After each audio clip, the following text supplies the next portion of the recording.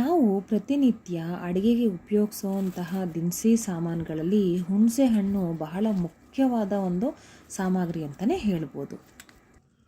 ಅದು ಸಾಮಾನ್ಯವಾಗಿ ಎಲ್ಲ ಥರದ ಅಡುಗೆಗೂ ಉಪಯೋಗಿಸೋದ್ರಿಂದ ನಾವು ಸ್ವಲ್ಪ ಹೆಚ್ಚಿನ ಕ್ವಾಂಟಿಟಿನಲ್ಲೇ ತಂದು ಇಟ್ಕೊಳ್ಬೇಕಾಗತ್ತೆ. ಆದರೆ ಅದು ತಂದು ಇಟ್ಕೊಳ್ಳೋದು ಸರಿ, ಅದನ್ನು ಹೇಗೆ ಪ್ರಿಸರ್ವ್ ಮಾಡೋದು ಅನ್ನೋದೇ ಗೊತ್ತಾಗಲ್ಲ. ಮೇಯ್ನ್ ಅಂದರೆ ಅದನ್ನು ಫ್ರಿಜ್ಜಲ್ಲಿ ಇಟ್ಕೊಳ್ಬೋದು, ಆವಾಗ ಅದು ನೀಟಾಗೇ ಇರುತ್ತೆ. ಬಟ್ ಎಷ್ಟು ಅಂತ ಐಟಮ್ನ ನಾವೆಲ್ಲ ತೊಗೊಂಡೋಗಿ ಫ್ರಿಜ್ಜಲ್ಲಿ ಇಡೋದು. ಅದಕ್ಕೋಸ್ಕರ ಈ ಹಿಂದಿನವರೆಲ್ಲ ಏನು ಮಾಡ್ಕೊಂಡು ಬಂದರು, ಯಾವ ಥರ ಈ ಹುಣಸೆ ಹಣ್ಣನ್ನು ನೀಟಾಗಿ ಒಂದು ಸ್ವಲ್ಪನೂ ಕೂಡ ಹಾಳಾಗದೆ ಇಟ್ಕೊಳ್ತಾಯಿದ್ರು, ವರ್ಷಾನುಗಟ್ಟಲೆ ತನಕ ಇಟ್ಕೊಳ್ತಾಯಿದ್ರು. ಸೊ ಆ ಮೆಥಡ್ನೇ ನಾನು ಯೂಶ್ವಲಿ ಯಾವಾಗಲೂ ನಮ್ಮ ಮನೆಯಲ್ಲಿ ನಾನು ಫಾಲೋ ಮಾಡೋದು. ಹೇಗೆ ಅಂದರೆ, ನೀವು ಹುಣಸೆ ಹಣ್ಣು ಫ್ರೆಶ್ ಆಗಿ ತಂದಾಗ ಅದನ್ನು ಪ್ಯಾಕೆಟಿಂದ ತೆಗೆದು ಎಲ್ಲ ಈ ರೀತಿ ಸಪ್ರೇಟ್ ಮಾಡ್ಕೋಬೇಕು. ಪೂರ್ತಿಯಾಗಿ ಅದನ್ನು ಸಪ್ರೇಟ್ ಮಾಡ್ಕೋಬೇಕು. ಹಳೆ ಹುಣಸೆ ಹಣ್ಣು ಇದ್ದರೆ ತೊಗೋಬೇಡಿ. ನೀವು ತಗೊಳ್ಳುವಾಗ ಹೊಸ ಹುಣಸೆಹಣ್ಣೆ ತೊಗೊಂಡು ಅದನ್ನು ಈ ರೀತಿಯಾಗಿ ಎಲ್ಲ ಬಿಡಿಸಿಟ್ಕೊಳ್ಳಿ. ಹಾಗೆ ಅದರಲ್ಲಿ ನಾರಾಗಲಿ ಅಥವಾ ಬೀಜ ಆಗಲಿ ಅಥವಾ ಇನ್ಯಾವುದೇ ರೀತಿ ಕಸ ಕಡ್ಡಿಗಳಿದ್ದರೂ ಕೂಡ ಅದನ್ನು ಆದಷ್ಟು ತೆಗೀರಿ. ಅದು ಪೂರ್ತಿಯಾಗಿ ತೆಗೆಯೋದಕ್ಕಾಗೋದಿಲ್ಲ. ಸೊ ಎಷ್ಟಾಗುತ್ತೆ ಮ್ಯಾಕ್ಸಿಮಮ್ಮು ಅಷ್ಟದನ್ನು ಪೂರ್ತಿಯಾಗಿ ತೆಗೆದುಬಿಡಿ. ನೋಡಿ, ಈ ರೀತಿ ಏನೇನು ನಾರೆಲ್ಲ ಇರುತ್ತಲ್ವ, ನಿಮ್ಮ ಕಣ್ಣಿಗೆ ಕಾಣ್ತಾ ಇರುತ್ತಲ್ವ, ಅಷ್ಟನ್ನೆಲ್ಲ ತೆಗೆದುಬಿಡಿ.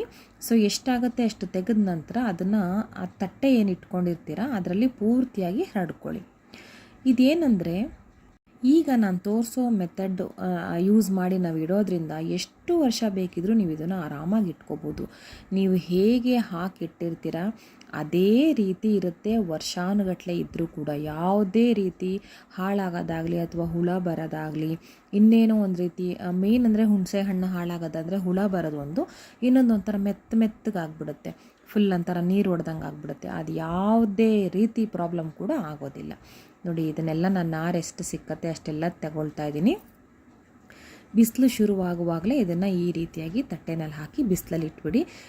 ತಟ್ಟೆನಲ್ಲಿ ಹಾಕಿಟ್ರೆ, ಅದರಲ್ಲೂ ಸ್ಟೀಲ್ ತಟ್ಟೆನಲ್ಲಿ ಹಾಕಿಟ್ರೆ ತುಂಬ ಅನುಕೂಲ. ಯಾಕಂದರೆ ಆ ಬಿಸಿಲಿಗೆ ಸ್ಟೀಲ್ ತಟ್ಟೆ ಕೂಡ ಕಾಯತ್ತಲ್ವ, ಹಾಗೆ ಇದು ಕೂಡ ಚೆನ್ನಾಗಿ ಒಣ್ಕೊಳ್ಳುತ್ತೆ.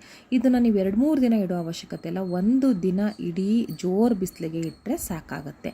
ಸೊ ಹಾಗಾಗಿ ಬೆಳಗ್ಗೆನೇ ಬಿಸಿಲು ಶುರುವಾಗೋ ಹೊತ್ತಿಗೆ ಅದನ್ನು ರೆಡಿ ಮಾಡಿ ಇಟ್ಕೊಂಡು ಇಟ್ಬಿಟ್ರೆ ಸೊ ಸಂಜೆವರೆಗೂ ಆ ಬಿಸಿಲಲ್ಲಿ ಚೆನ್ನಾಗಿ ಒಣ್ಕೊಳ್ಳುತ್ತೆ.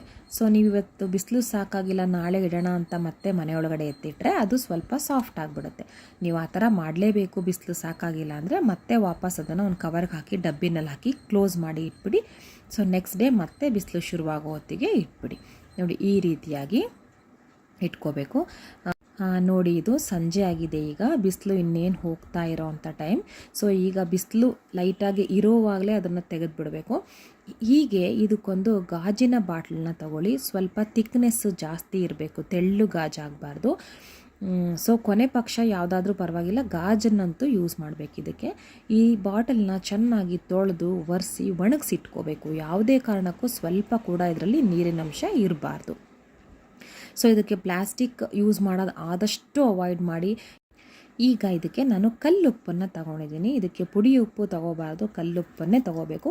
ಹಾಗೆ ಅದನ್ನು ಕೂಡ ಫ್ರೆಶ್ ಆಗಿರೋವಂಥದ್ದನ್ನೇ ತಗೋಬೇಕು. ನೀವು ಮನೇಲಿ ತಂದು ಸ್ಟಾಕ್ ಇಟ್ಟಿರ್ತೀರ ಅಲ್ವಾ, ಅದು ಸ್ವಲ್ಪ ಈ ವೆದರ್ ಚೇಂಜಸ್ಗೆ ಏನಾಗುತ್ತೆ, ಅದು ಸ್ವಲ್ಪ ನೀರು ಹೊಡೆದಂಗೆಲ್ಲ ಆಗಿರುತ್ತೆ. ಸೊ ನೋಡ್ಕೊಳ್ಳಿ, ಫ್ರೆಶ್ ಆಗಿದ್ದರೆ ತೊಂದರೆ ಇಲ್ಲ. ಹಾಗಿಲ್ಲ ಅಂತಂದರೆ ಇದನ್ನು ವರ್ಷಾನುಗಟ್ಟಲೆ ಸ್ಟೋರ್ ಮಾಡಬೇಕಾಗಿರೋದ್ರಿಂದ ನೀವು ಎಲ್ಲ ಐಟಮ್ನು ಫ್ರೆಶ್ ಆಗಿ ತಂದ್ಕೊಂಡ್ರೆ ಒಳ್ಳೆಯದು. ಸೊ ಇದನ್ನು ಈಗ ಗಾಜಿನ ಬಾಟ್ಲಿ ಅಂತ ತೋರಿಸೋದ್ನಲ್ವ, ಅದಕ್ಕೆ ಒಂದು ಸ್ವಲ್ಪ ಹುಣಸೆ ಹಣ್ಣನ್ನು ಹಾಕಬೇಕು. ಮೊದಲಿಗೆ ಒಂದು ಸ್ವಲ್ಪ ಲೇಯರ್ ಅಂತ ಇಟ್ಕೊಳ್ಳಿ. ಹಾಕಿ ಈ ರೀತಿ ಚೆನ್ನಾಗಿ ಕೈಯಲ್ಲಿ ಒತ್ಕೊಳ್ಳಿ. ಅದು ಬಿಡಿ ಬಿಡಿಯಾಗಿರಬಾರ್ದು, ಈ ರೀತಿ ಒತ್ಕೊಳ್ಳಿ. ಎಷ್ಟಾಗುತ್ತೆ ಅಷ್ಟು ಒತ್ಕೋಬೇಕು. ಅದಾದ ನಂತರ ಈಗ ಕಲ್ಲುಪ್ಪು ಹೇಳಿದ್ನಲ್ವ, ಅದನ್ನು ಕೂಡ ಅದ್ರ ಮೇಲೆ ಒಂದು ಸ್ವಲ್ಪ ಹಾಕ್ಕೊಳ್ಳಿ. ಇದು ಎಷ್ಟು ಒಂದು ನ್ಯಾಚುರಲ್ ಪ್ರಿಸರ್ವೇಟಿವ್ ಅಂದರೆ, ನೀವು ಹೇಗೆ ಹಾಕಿಡ್ತೀರಲ್ವ ಒಂದು ವರ್ಷದವರೆಗೂ ಅದು ಏನೂ ಕೂಡ ಆಗೋದಿಲ್ಲ. 1 ವರ್ಷ ಅದು ಬಿಟ್ಟು 3 ವರ್ಷ ಆದರೂ ಹೀಗೆ ಇರುತ್ತೆ. ಯಾಕಂದರೆ ನನ್ನ ತಾಯಿ ಕೂಡ ಇದೇ ಒಂದು ಮೆಥಡ್ನ ಫಾಲೋ ಮಾಡ್ತಾಯಿದ್ರು. ಒಂದು ಸಲ ತರಿಸ್ಬಿಟ್ರೆ ಅದನ್ನು ಈ ರೀತಿ ಬಿಸಿಲಲ್ಲೆಲ್ಲ ಒಣಗಿ ಹಾಕ್ಕೊಂಡು ಈ ರೀತಿ ಬಾಟಲ್ನಲ್ಲಿ ಹಾಕಿಟ್ಬಿಡ್ತಾಯಿದ್ರು, ದೊಡ್ಡ ಬಾಟಲಲ್ಲಿ. ಸೊ 2-3 ವರ್ಷ ಆದರೂ ಹಾಗೆ ಅದು ಫ್ರೆಶ್ ಆಗಿರ್ತಾಯಿತ್ತು. ಒಂದು ಚೂರು ಒದ್ದೆ ಅಂಶ ಆಗಲಿ ಅಥವಾ ಹುಳ ಬರೋದಾಗಲಿ, ಯಾವುದೇ ರೀತಿ ಒಂದು ಅಡ್ಡ ವಾಸನೆ ಬರೋದಾಗಲಿ ಏನೂ ಆಗ್ತಾ ಇರಲಿಲ್ಲ. ನೋಡಿ, ಈ ರೀತಿ ಒಂದು ಸ್ವಲ್ಪ ಹುಣಸೆ ಹಣ್ಣು ಹಾಕಿ ಅದನ್ನು ಚೆನ್ನಾಗಿ ಹೀಗೆ ಕೈಯಲ್ಲಿ ಒತ್ಕೊಂಡು ಅದಾದ ನಂತರ ಹರಳುಪ್ಪನ್ನು ಮೇಲಿಂದ ಹಾಕ್ತಾಯಿದ್ದೀನಿ. ನೀವು ಆದಷ್ಟು ಇದಕ್ಕೆ ಗಾಜಿನ ಬಾಟ್ಲನ್ನೇ ಉಪಯೋಗಿಸೋಕ್ಕೆ ಪ್ರಯತ್ನ ಪಡಿ. ದಯವಿಟ್ಟು ಪ್ಲಾಸ್ಟಿಕ್ನ ಈ ಥರ ಐಟಮ್ಗಳಿಗೆ ಖಂಡಿತ ಯೂಸ್ ಮಾಡಬೇಡಿ. ಅಂದರೂ ಕೊನೆ ಪಕ್ಷ ನಿಮಗೆ ಗಾಜಿನ ಬಾಟ್ಲ್ಗಳನ್ನ ಜಾಸ್ತಿ ಇಟ್ಕೊಳ್ಳೋಕ್ಕಾಗಲ್ಲ ಅಂತಂದರೆ, ಯಾಕಂದರೆ ಉಪ್ಪಿನಕಾಯಿ ಗಾಜಿನ ಬಾಟ್ಲು ಯೂಸ್ ಮಾಡ್ತೀವಿ, ಕೆಲವೊಂದು ಐಟಮ್ಗೆ ಗಾಜಿನ ಬಾಟ್ಲು ಬೇಕು, ಹಾಗೆ ಈ ಥರದಕ್ಕೂ ಕೂಡ ಗಾಜಿನ ಬಾಟ್ಲೇ ಬೇಕಾಗತ್ತೆ. ಮಕ್ಕಳು ಯಾರಾದರೂ ಆ ಥರ ಇದ್ದಾಗ ಯೂಸ್ ಮಾಡೋಕ್ಕಾಗಲ್ಲ ಅಂದಾಗ ಪ್ಲಾಸ್ಟಿಕ್ ಬಾಕ್ಸೇ ತಗೊಂಡು ಅದಕ್ಕೆ ಕವರ್ನಲ್ಲಿ ಹಾಕಿ ಈ ರೀತಿ ಇಡಿ, ಡೈರೆಕ್ಟಾಗಿ ಅದಕ್ಕೆ ಹುಳಿ ಅಂಶ ಬಂದು ಡೈರೆಕ್ಟಾಗಿ ಪ್ಲಾಸ್ಟಿಕ್ಗೆ ಕಾಂಟ್ಯಾಕ್ಟಿಗೆ ಬರಬಾರ್ದು. ಸ್ವಲ್ಪ ಹೈ ಗ್ರೇಡ್ ಪ್ಲಾಸ್ಟಿಕ್ನ ಯೂಸ್ ಮಾಡಿ, ಇನ್ ಕೇಸ್ ಗಾಜಿನ ಬಾಟ್ಲು ನಿಮ್ಗೆ ಇಟ್ಕೊಳ್ಳೋಕೆ ಆಗಲ್ಲ ಅನ್ನೋ ಒಂದು ಕೇಸಲ್ಲಿ ಮಾತ್ರ. ಸೊ ನೋಡಿ, ಈ ರೀತಿ ಸಂಪೂರ್ಣವಾಗಿ ಇದನ್ನು ತುಂಬಿಸ್ತಾ ಇದ್ದೀನಿ. ಹಾಗೆ ಇದ್ರ ಕ್ಯಾಪ್ ಏನಿರುತ್ತೆ ಲಿಡ್ಡು, ಅದು ಕೂಡ ಪೂರ್ತಿಯಾಗಿ ಡ್ರೈ ಆಗಿರಬೇಕು, ಅದು ಕೂಡ ಯಾವುದೇ ಕಾರಣಕ್ಕೂ ಒದ್ದೆ ಇರಕೂಡ್ದು. ಸೊ ನೀವು ತೊಳೆದಾಗ ಅದನ್ನು ನೀಟಾಗಿ ಮುಚ್ಚಳನೂ ಸೇರಿಸಿ ನೀಟಾಗಿ ಬಿಸಿಲಲ್ಲಿ ಒಣಗಿಸ್ಕೊಂಡ್ಬಿಡಿ. ನೋಡಿದ್ರಾ, ಇದೇ ರೀತಿ ಅಷ್ಟೇ. ನಿಮ್ಗೆ ಯಾವಾಗ ಬೇಕೋ ಆವಾಗ ಒಂದು ಸ್ವಲ್ಪ ತೆಕ್ಕೊಳ್ಳಿ, ನಿಮ್ಮ ಅಡುಗೆಗೆ ಉಪಯೋಗಿಸ್ಕೊಳ್ಳಿ.